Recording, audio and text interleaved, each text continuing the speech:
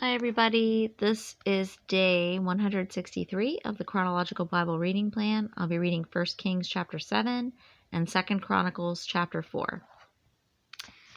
Now Solomon was building his own house 13 years, and he finished all his house. And he built the house of the forest of Lebanon. Its length was 100 cubits, and its width 50 cubits, and its height 30 cubits, on 4 rows of cedar pillars with cedar beams on the pillars. And it was paneled with cedar above the side chambers, which were on the 45 pillars, 15 in each row. And there were artistic window frames in 3 rows, and window was opposite window in 3 ranks. And all the doorways and doorposts had squared artistic frames, and window was opposite window in 3 ranks. Then he made the hall of pillars. Its length was 50 cubits, and its width 30 cubits. And a porch was in front of them, and pillars and a threshold in front of them. And he made the hall of the throne, where he was to judge, the hall of judgment, and it was paneled with cedar from floor to floor. And his house there where he was to live, the other court inward from the hall, was of the same workmanship.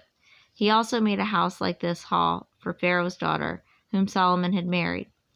All these were of costly stones, of stone cut according to measure, sawed with saws, inside and outside, even from the foundation to the coping, and so on the outside of the great court.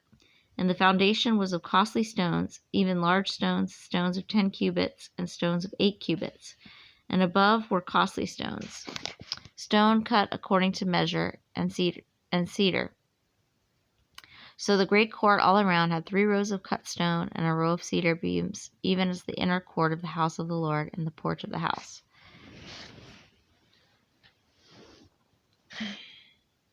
Now King Solomon sent and brought Hiram from Tyre.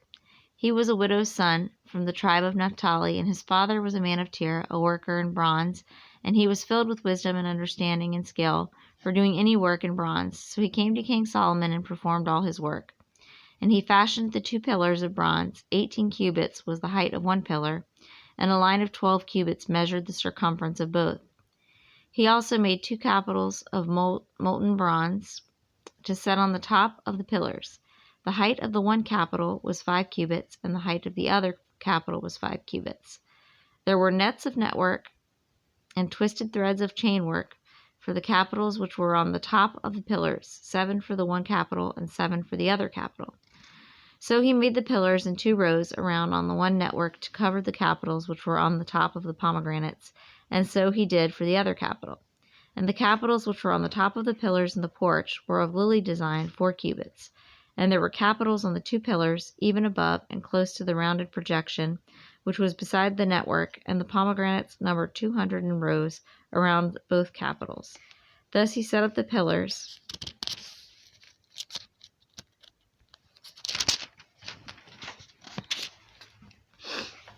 at the porch of the nave, and he set up the right pillar and named it Jachin, and he set up the left pillar and named it Boaz. And on the top of the pillars was lily design. So the work of the pillars was finished.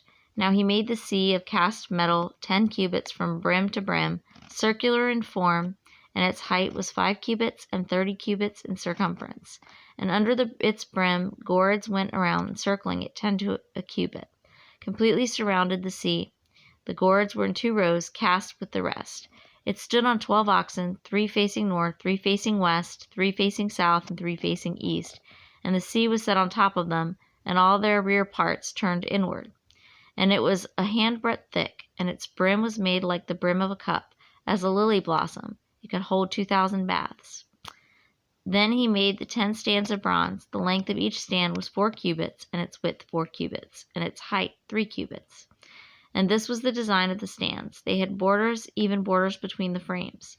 And on the borders which were between the frames were lions, oxen, and cherubim. And on the frames there was a pedestal above, and beneath the lions and oxen were wreaths of hanging work. Now each stand had 4 bronze wheels with bronze axles, and its 4 feet had supports.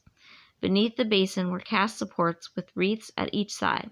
And its opening inside the crown at the top was a cubit, and its opening was round like the design of a pedestal, 1.5 cubits, and also on its opening there were engravings, and their borders were square, not round. And the 4 wheels were underneath the borders, and the axles of the wheels were on the stand. And the height of a wheel was 1.5 cubits. And the workmanship of the wheels was like the workmanship of a chariot wheel. Their axles, their rims, their spokes, and their hubs were all cast. Now there were 4 supports and the 4 corners of each stand. Its supports were part of the stand itself. And on top of the stand there was a circular form 1/2 cubit high, and on the top of the stand its stays and its borders were part of it. And he engraved on the plates of its stays and on its borders cherubim, lions, and palm trees, according to the cedar space on each, with wreaths all around. He made the 10 stands like this. All of them had 1 casting, 1 measure, and 1 form. And he made 10 basins of bronze. 1 basin held 40 baths. Each basin was 4 cubits, and on each of the 10 stands was 1 basin. Then he set the stands 5 on the right side of the house and 5 on the left side of the house. And he set the sea of cast metal on the right side of the house, eastward toward the south. Now Hiram made the basins and the shovels and the bowls. So Hiram finished doing all the work which he performed for King Solomon in the house of the Lord. The 2 pillars and the 2 bowls of the capitals which were on the top of the 2 pillars, and the 2 networks to cover the 2 bowls of the capitals which were on the top of the pillars, and the 400 pomegranates for the 2 networks, 2 rows of pomegranates for each network to cover the 2 bowls of the capitals which were on the tops of the pillars, and the 10 stands with the 10 basins on the stands, and the 1 sea and the 12 oxen under the sea, and the pails and the shovels and the bowls. Even all these utensils which Hiram made for King Solomon in the house of the Lord were of polished bronze. In the plain of the Jordan the king cast them in the clay ground between Succoth and Zarethan. And Solomon left all the utensils unweighed because they were too many. The weight of the bronze could not be ascertained. And Solomon made all the furniture which was in the house of the Lord, the golden altar and the golden table on which was the bread of the presence. And the lampstands, 5 on the right side and 5 on the left, in front of the inner sanctuary of pure gold, and the flowers and the lamps and the tongs of gold. And the cups and the snuffers and the bowls and the spoons and the firepans of pure gold, and the hinges both for the doors of the inner house, the most holy place, and for the doors of the house, that is, of the nave, of gold. Thus all the work that King Solomon performed in the house of the Lord was finished. And Solomon brought in the things dedicated by his father David, the silver and the gold and the utensils, and he put them in the treasuries of the house of the Lord. Okay, now we're going to jump over to 2 Chronicles chapter 4.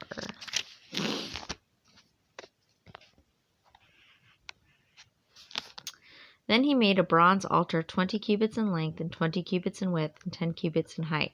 And he made the cast metal sea 10 cubits from brim to brim, circular in form, and its height was 5 cubits and its circumference 30 cubits. Now figures like oxen were under it and all around it, 10 cubits, entirely encircling the sea. The oxen were in 2 rows, cast in 1 piece.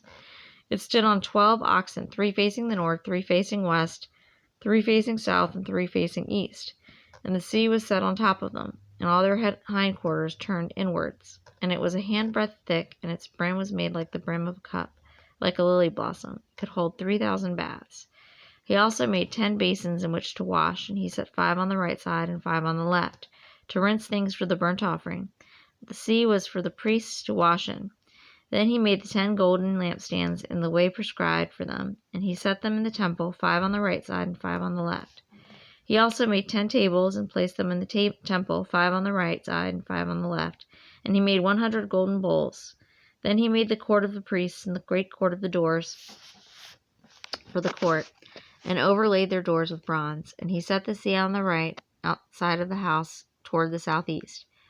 Hiram also made the pails, the shovels, and the bowls. So Hiram finished doing the work which he performed for King Solomon in the house of God.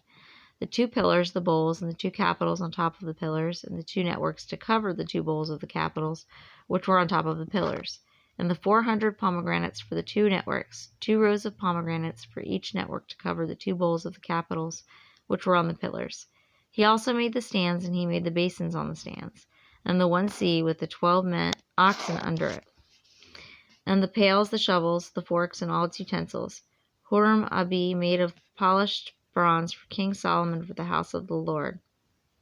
On the plain of the Jordan, the king cast them in the clay ground between Succoth and Zeradah. Thus Solomon made all these utensils in great quantities, for the weight of the bronze could not be found out.